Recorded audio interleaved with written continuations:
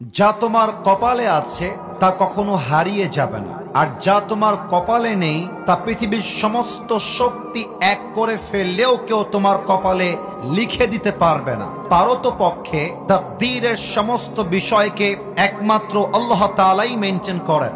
যা হয়ে গেছে তা আমার জন্য ভালো ছিল, যা হচ্ছে এটাও আমার জন্য ভালো, আর যা আগামীতে হবে এটাও আমার জন্য ভালো।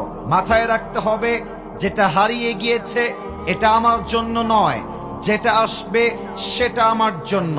আমার জন্য যেটা বেস্ট সেটাই আল্লাহ করবে। অতএব যে হারিয়ে গিয়েছে, যা হারিয়ে গিয়েছে, এটা নিয়ে আমার কোনো অবজেকশন নাই, এটা নিয়ে আমার কোনো প্রকার কোনো অভিযোগ নেই।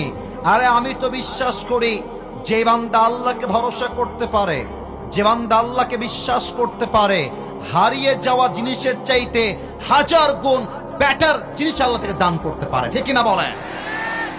আয়াতের সারাংশ হচ্ছে, whatever Allah subhanahu wa ta'ala has decided for you will must happen. আল্লাহ যা লিখে রেখেছে তা ঘটবে, আটকে দেওয়ার ক্ষমতা কারো কাছে নেই, এবং আল্লাহ যা লিখে রাখেন নাই তা কেউ ঘটাতে পারবে না। অতএব ছ্যাঁকা খেয়ে বেকা হওয়া বন্ধ করে দাও, বন্ধ করে দাও, বন্ধ করে দাও।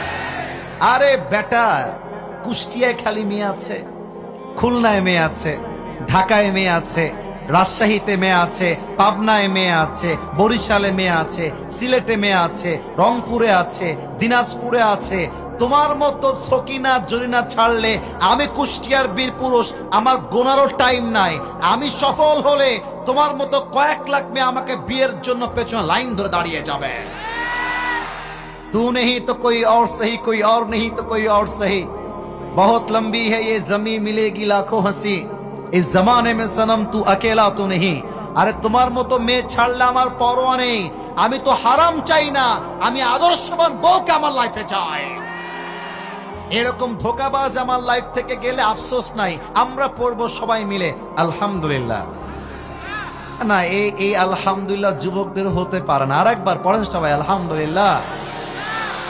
অতএব আজ থেকে লাইফে যা ঘটে যাবে, যত কিছু হয়ে যাক, আপনার লাইফের প্রথম এবং লাস্ট বাক্য হবে, আল্লাহ রে, তুমি যদি দিয়ে খুশি হও আমি নিয়ে খুশি, তুমি যদি আমার দুঃখে দেখে খুশি হও আমি তাতেই খুশি, তুমি যদি আমার মুখের হাসি দেখে খুশি হও আমি তাতে খুশি। আল্লাহ তুমি যা করবা, I don't have any objection, আমি জাস্ট পড়বো আলহামদুলিল্লাহ। বাকি ফয়সালা করবে কে?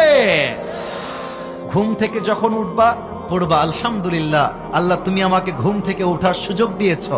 যখন ওয়াশরুমে ব্রাশ করতে যাবা আল্লাহকে বলবা, আল্লাহ শুকরিয়া, আলহামদুলিল্লাহ তুমি আমার হাতটাকে প্যারালাইজড করে দাও নাই, আমার হাতটা ঠিক আছে, আমি মুভ করতে পারছি, আল্লাহ তোমার শুকরিয়া, আলহামদুলিল্লাহ। যখন তুমি অজু করে মসজিদে আসবা আল্লাহকে বলবা, আল্লাহ তোমার শুকরিয়া, আল্লাহ আমার তো কোনো যোগ্যতা নাই তোমার ঘরে আসার জন্য, তুমি তৌফিক দিয়েছো বিধায় আমি আসতে পেরেছি, আল্লাহ তোমার শুকরিয়া, আলহামদুলিল্লাহ।